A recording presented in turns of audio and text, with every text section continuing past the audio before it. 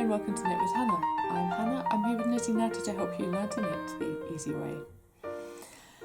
Today we're talking about storing your yarn and how you can get creative. So what I do suggest is looking around you and thinking about other ways you store things, as well as taking inspiration from other yarn addicts.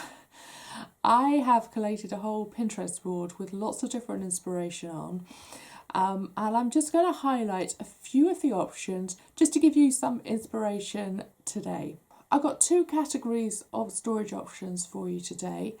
I've got 3 questions for you at the end to really help you decide what kind of storage you're going to be after and what kind of storage you'll want to use going forward. And of course, remember, you can always change it up. You can always declutter another year and change or add to the way you store your yarn. So this isn't set in stone. Make a choice now, make some kind of decision, and then you can declutter your yarn this season. And then you can move on from there knowing that you've got some kind of order when it comes to your yarn.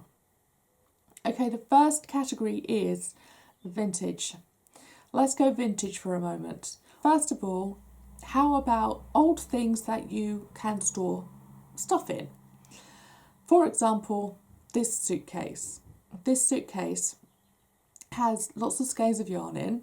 You can either close the suitcase and store lots of different interesting, quirky storage items on a shelf or in a cupboard, or indeed you can leave it open so that people can see the yarn, and indeed you can see the yarn as you go about your day. The other thing that's great about this storage case is that, of course, there's a luggage label hanging on it. Whether or not you're going to close the suitcase, it can be really helpful to have some kind of label stating what yarn you're putting in it and where you got it from, maybe, that sort of thing. So definitely keep track of where your yarn is, no matter how you store your yarn, and this is an ideal option. The next storage option is something that I saw, and it really actually sent a bit of a shiver down my spine. This kind of vintage storage cupboard is the kind of thing we had in a couple of shops near to me when I was growing up. There was a really old-fashioned chemist, pharmacy. We'd go in there regularly to pick up prescriptions, that sort of thing. And the lady who worked there, she and her husband had set this in place in the 50s. And the storage there was antique. All of the doors and the drawers had glass on them so you could see into them, and they had these, some of them had locks on, and they all had labels, etc. So she could tell what was in them without even thinking, and anyone else who was there who needed to find something could find it too. Definitely, if you have the budget to find something vintage like this and you're fortunate enough to have the space to store something like this, then it would be ideal not just for your yarn, but you could split it between having yarn in one area, ribbons, fabric, all sorts of different types of crafting material in this kind of storage cupboard as well. The next one is something that I've used for years. It's a blanket box. It's easy to access, it's easy to store stuff in. You can just take it in and pull it out and take it in and pull it out. And I did go a bit over the top once upon a time and have 3 of these to store my yarn in, but I have limited myself down to 1 again. The problem with a blanket box is that it's just this big gaping hole. I have boxes inside the blanket box that can separate the different yarns, and I also store the yarns in bags as well inside the blanket box. So I can see quite easily what I've got in there, I know what I've got in there, and indeed I can access the stuff that I want without having to rummage and take all of the different yarn balls out to get what maybe it's sitting at the bottom. What you can see here in this photograph is that someone has done this really well and used lots of wooden drawers. Just put them inside it. It is like a mini filing cabinet, but it's stacked. Having a blanket box like this is really practical. If you've got a small amount of space, maybe you just want to have it in the living room pretty near the sofa where you're usually knitting, then it's definitely very practical. Okay, let's move on to the more modern type of storage that you might find. Of course, we're all going to know this. It's the famous IKEA unit. A lot of yarn stores actually use this IKEA unit now. I remember a yarn store opening near me, and I walked in to absolute awe. They must have had 10 or 12 of the large IKEA storage units in the shop, all against the walls, and you could see and access the yarn easily. It was all separated out into the different brands and the different colours, and you could so easily tell what you wanted and just dive straight for it. You can stack easily within the sections, and you could also separate the sections with extra shelves.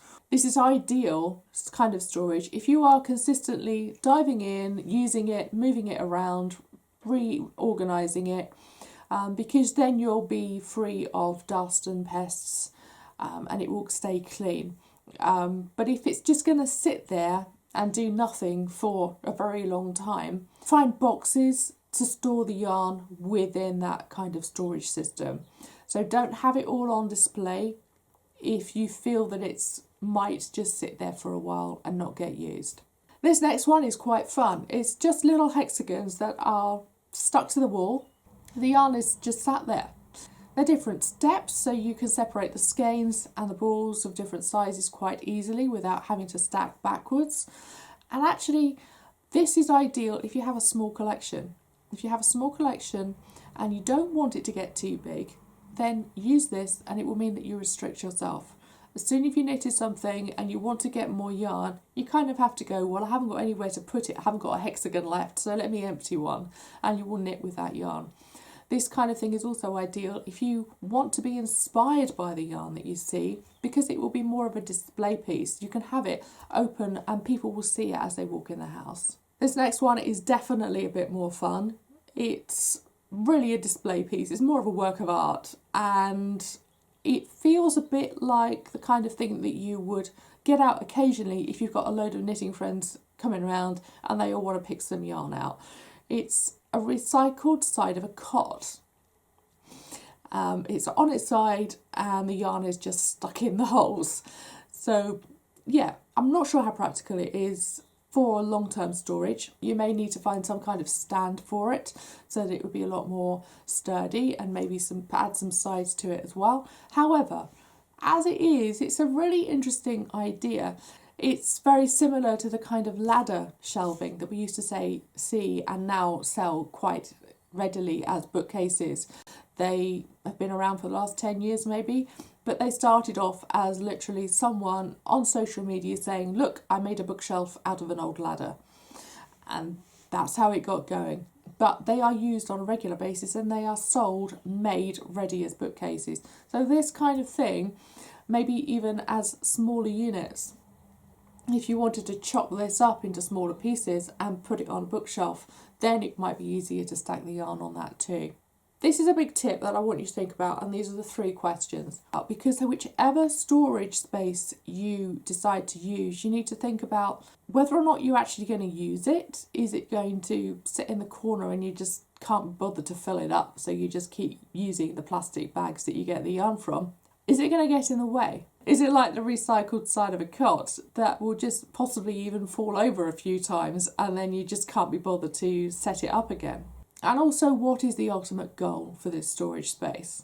Is it to use less space for your yarn, to restrict how much you actually have? Is it to see the yarn more and actually inspire your knitting? Or is it to show it off in some kind of quirky way, so it's actually a conversation piece when someone might walk in the room? Like I said at the beginning, don't think about this too much. It's not, this is it for life. You have to choose this way and never change your mind. Choose this way and stick with it for a while. And if it doesn't work, then you could maybe even swap with a friend who's got knitting yarn. You may find something else in the house that seems more practical for your yarn instead. And then you reuse what you've chosen for your yarn for something else. So it doesn't have to be going out and buying something new every time you want to restore your yarn in a different way. It can literally be just trying different parts of your house, moving things around, trying different storage options, and finding what you find eventually is practical, useful, and inspires you to keep knitting. Okay, so this is week 1 of the yarn declutter. Of course, if you would like to get the next 3 emails, week 2, week 3, week 4, click on the link in the description. It's right there for you. There's an introductory email sequence as well, so you'll get that. And this is running for the whole of April. Every single Friday you will get a new email. So really jump into that. And if you would like to go much further in depth, if you'd like videos, if you'd like questions answered, if you would like bonus downloads so that you can really go into depth and actually find out more about the way that you knit, the way that you want to buy yarn and keep yarn and use yarn, then the yarn declutter is ideal for you. I'll put the link in the description for that too. That's a mini course over in the Academy for the whole of April. That is half price. It's £19 instead of £37. So go and grab that if you'd like to not only do this whole yarn declutter, but maybe do it again later in the year. Maybe take longer to do it, or even do it over one weekend instead of taking the whole month like we are here. Right, I will see you next week. We are talking more about yarn decluttering. We are talking about how you should be storing your knitting. Lots of different knitters out there, and I've got lots of tips on how different types of knitters may need to store their yarn. I'll be back next week. Thank you so much for joining me today. Bye for now. Happy knitting.